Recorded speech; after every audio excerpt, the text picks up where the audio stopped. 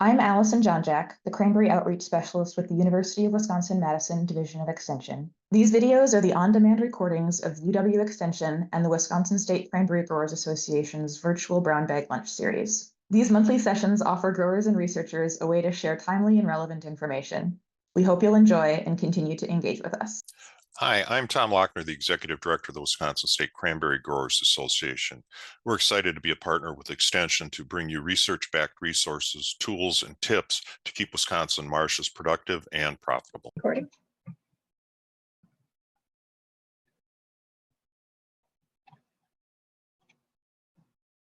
So as we round into the noon hour, May 21st, 2021, we're ready to gather for our first growing season brown bag of the year. We've got a few pretty cool topics we're going to be able to discuss. Liz Meils with DATCP is going to be able to discuss honeybee import requirements with us. We're going to talk about insect control methods and spray timings with Sean and Christelle. Suzanne of Red Forest IPM is going to join us with our crop consultant observations. We're going to have our question session at the end of those two presenters. And then Stephen Bartling is going to give us a quick WSCGA update. For a couple of housekeeping things, if you have questions, either feel free to unmute yourself or type the questions into the chat. Tom, if you'd like to say a good morning from the Wisconsin State Cranberry Growers Association, and then we can move into our presentations. Sure, I'll say good afternoon. My clock shows 12:01, but good afternoon, everybody, and welcome to the first brown bag of the growing season. We learned last year that through the course of the pandemic that we can conduct in virtual sessions and disseminate information quickly to growers in a short amount of time. Obviously, a lot of information, and it eliminates travel as well. And the response we've got from the grower community has been very positive, and we've been encouraged to continue these things. So we will, thanks to all the participants, and especially to Allison and Alex for setting this up for us, and of course all of you for participating. Just one quick note, an update that we were talking about a little bit before people came online, is the research station is up and operating. We approved 10 projects to be conducted at the station this summer, and in addition, we're always open for more as they become available, as well as the normal work that goes on monitoring the crop out there. The building itself is nearing completion. We plan to be into the building first part of June, and we will be starting to utilize that facility for meetings and mini clinics and other activities. Also, the next step in the program, and hopefully we'll get it underway this summer, is the reconstruction or replacement of the water control structure on the creek with a new state-of-the-art modern facility that we can continue hopefully to utilize for another 80 or 90 years. That's about the life of the one that we've got on there now. So a lot of things going on.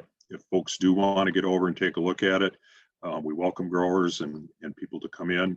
We ask that you give us a call ahead of time and talk to Wade to let him know that you're going to be stopping by. So we just don't want people wandering out in the marsh, because obviously I think most growers feel the same way that we do, that you want to know who's on there so you can make sure that they don't get into a situation where it's a safety issue, or they may interrupt some type of a trial. So with that, I'll turn it back over to you, Allison, and thanks everybody for being here, and looking forward to hearing about honeybees and the other things on the agenda.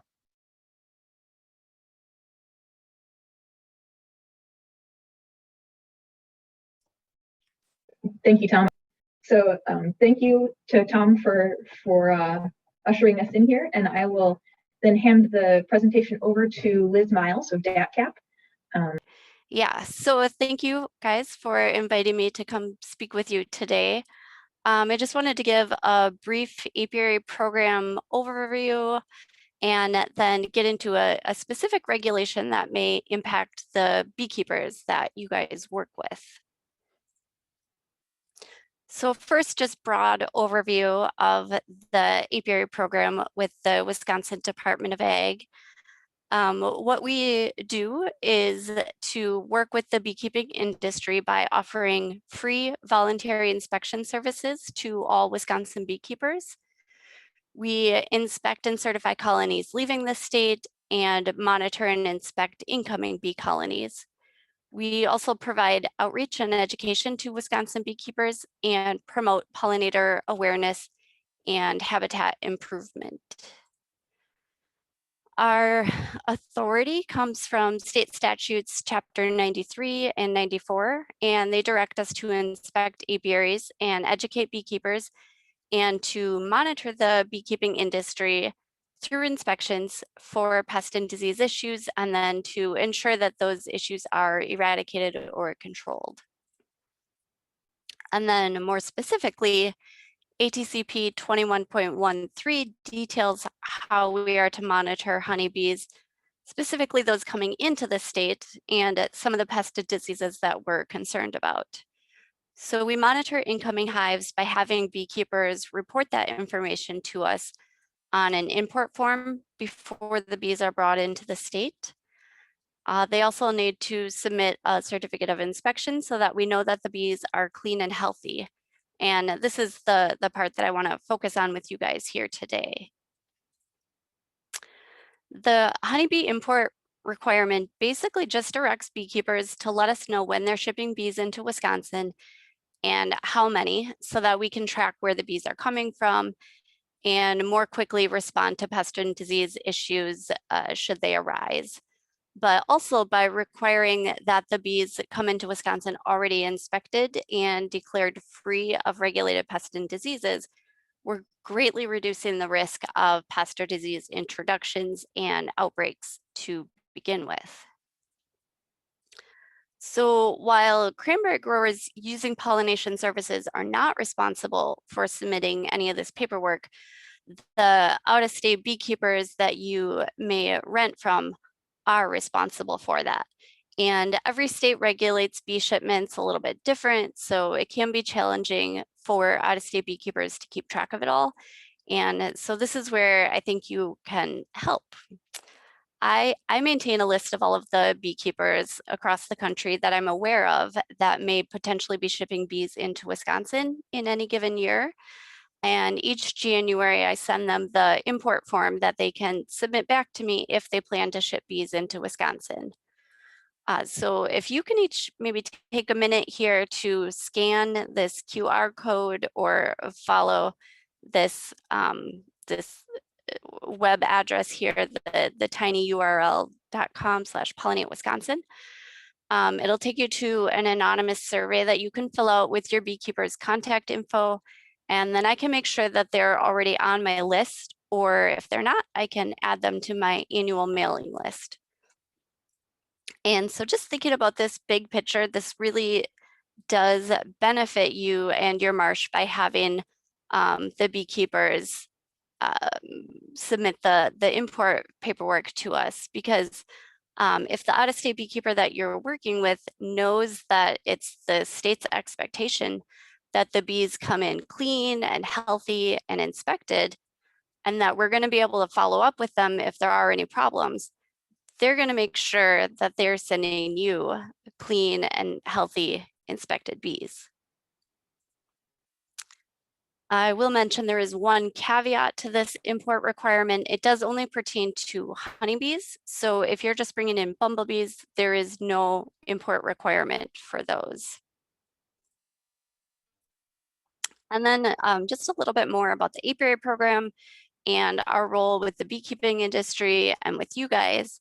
I am the state apiarist, and then we do have 3 seasonal inspectors that are typically on staff with us from late April through October to perform the inspections.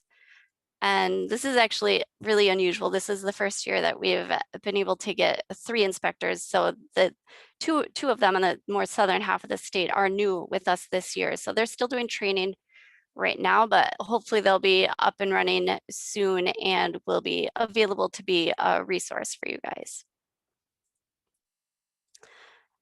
So in our apiary program, we have two basic types of inspections: the general hive health assessment inspections that are available upon request to any Wisconsin beekeeper. And I think this is where you could also potentially use our services as well, because this would also extend to any bees that are located in Wisconsin. And then the second type of inspection is the one that's required in order to move bees into another state. And the primary purpose of our inspections is to look for honeybee pest and disease issues and then talk with the beekeeper about how to manage them. So in 2020, we inspected 141 beekeepers, opening 2,396 hives for inspection.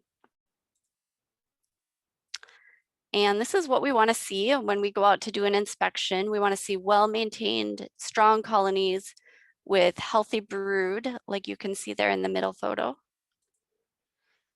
And what we don't want to see are weak or failing colonies with unmanaged pest or disease issues. So the first one there in that first picture, that's the varroa mite, and that is the #1 pest of honeybees globally.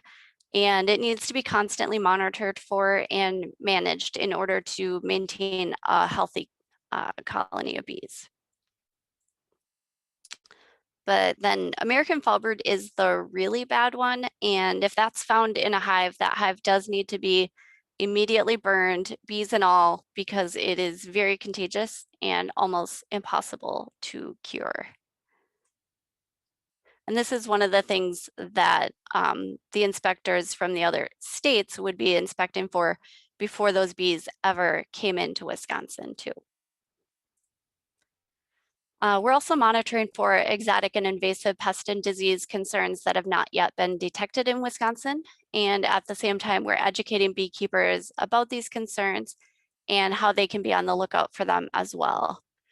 A couple of the ones we're really hoping we don't find are the Asian giant hornet, which was dubbed the murder hornet by the media, and the Tropolelaps mite. And the reason we care about all of this is because pollinators are critical to our survival, and I'm sure you guys are well aware of that. I'm sure you're also familiar with the statement that pollinators are responsible for 1 in every 3 bites of the food that we take. And we have around 400 species of those pollinators right here in Wisconsin. The top 5 pollinator dependent crops in Wisconsin include cranberries, apples, cucumbers, pumpkins, and cherries. And looking at the map here, that need is centered on the middle part of the state and the north. And Wisconsin simply doesn't have enough commercial beekeepers offering pollination services in the state to meet those needs. So a lot of our farmers and growers do bring them in from other states, and that's totally okay. But tracking those beekeepers and making sure that they know about our state requirement is the challenge that we run into. And then a few other thoughts for consideration. Instead of bringing in bees from out of state, maybe consider renting bees from local Wisconsin beekeepers. And I know I just mentioned there aren't enough to pollinate all the marshes in Wisconsin, but they are currently an underutilized resource here. So if the bees are just being brought in from the next town over, they're not going to be nearly as stressed as the bees that are being trucked across the country. You know, they're gonna be dropped and they're gonna be ready to go right away for you. And not only that, but if you do notice an issue with the bees, that beekeeper is going to be able to quickly respond to any of those issues and keep things on track for your marsh. And this is really a huge benefit, I think, because a lot of the out-of-state beekeepers just aren't going to be able to respond as quickly.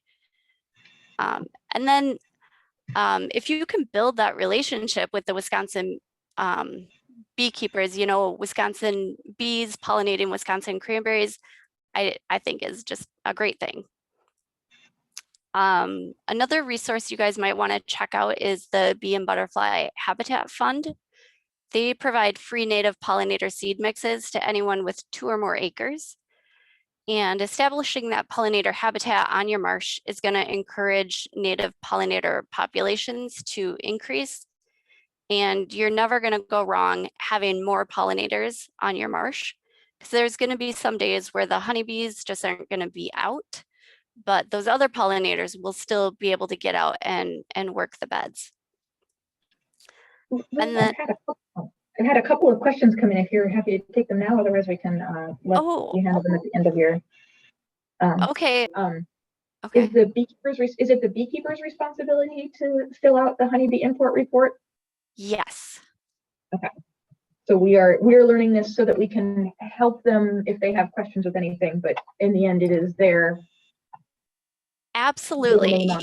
Yeah. So the thing that we run into a lot is just like, so we don't really, as a state agency, or we don't advertise exactly. So it is tricky to get the word out to other states about our requirements. So if you guys, as cranberry growers, using pollination services, if you can just let them know, or just share their contact information with me, I can reach out to them directly, and it can be totally anonymously, to make sure that they fill out the proper import form. And it's really an easy thing to do, and it just helps protect the beekeeping industry by just making sure that the bees that are moving across state lines are clean. Okay, basically. perfect. I didn't mean to interrupt, and I can let you keep going there for the rest of your stuff. No, that's fine. Please, if something else comes up, it might make more sense to address it as I speak about it. So that's totally fine. And then the last consideration for you guys, if you don't already do this, it is in your best interest and the beekeepers to sign a pollination contract. And there are sample contracts in the 2018 UW Extension publication on pollination in Wisconsin cranberry marshes. You could also take a look at the contracts between beekeepers and almond growers. They have a lot of, they have defined set standards in their contracts. But without a contract, you might be paying for services that you may or may not be receiving. So that's just something to think about. And this is the resource that I just mentioned for contract samples, but it also covers a lot more. It is for any cranberry growers looking to improve pollination on their marsh, and it offers a lot of guidance and suggestions that you could implement. And I'm sure, Allison, you could probably share this with them, or maybe it's on your state association website already.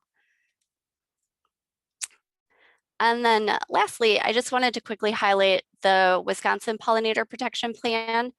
So in 2015, DATCP partnered with UW-Madison and a 30-person stakeholder group with representatives from industries across the state. Tom Lochner was able to participate in this with us, and the plan was published in 2016, and it identifies scientifically sound voluntary actions that all residents can take to protect managed and wild pollinators. And the plan is pretty long, but it can be broken out into 4 sections that are each developed to function as standalone documents. And so the section that I point you guys to is the section for farmers and growers. So please go ahead and check that out. And that is all I have for you guys today. If you didn't get a chance to pull up that survey, you can do that now, or go to the website, the tinyurl.com/pollinate-wisconsin, and just share the beekeeper contact info, and I can make sure that they are submitting the paperwork, which benefits everybody. So I will stop sharing my screen here. Okay. So and we have I was just going to say, if there's any questions, I can take them now or wait until the Q&A after the rest of the speakers. And both of those, a lot of times our growers are sometimes bandwidth restricted, so a lot of times we'll have questions pop in the chat too, so you can be watching those there. I had one question direct that maybe is when you have things like American foulbrood, does the hive look different from the outside, or is that only visible when you open it? Well, you might notice less activity, but and if you get close enough, you may smell like a foul odor, kind of like a rotting meat smell, but not always. So Okay. yeah, unfortunately, there's not a real clear, obvious indicator just looking at the exterior of the hive. But you know, if you think something is off, definitely get in touch with your beekeeper directly, or you know, if they're not readily available, get in touch with one of our inspectors. Thank you. I think that was the main other question that we had come through. So next up, I will have, thank you, Liz, for all of that information. Kind of cool that the document that you shared from Extension, Christelle is, of course, is one of our next speakers, and she was the main author of that. So have additional resources always here within Extension. So any other questions, feel free to reach out. And otherwise, thank you for joining us today. I will advance my slide one here and let you know that our next virtual brown bag is going to be June 18th. It's 2 days after the golf outing, and that will focus on fruit rot and how to protect yourself, and fertilizer nutrient update. And then Pam will be our consultant on deck. So thank you all very much. Thank you, everyone. Thanks, Allison. Thanks, Allison. Allison, thanks everyone. Thank you.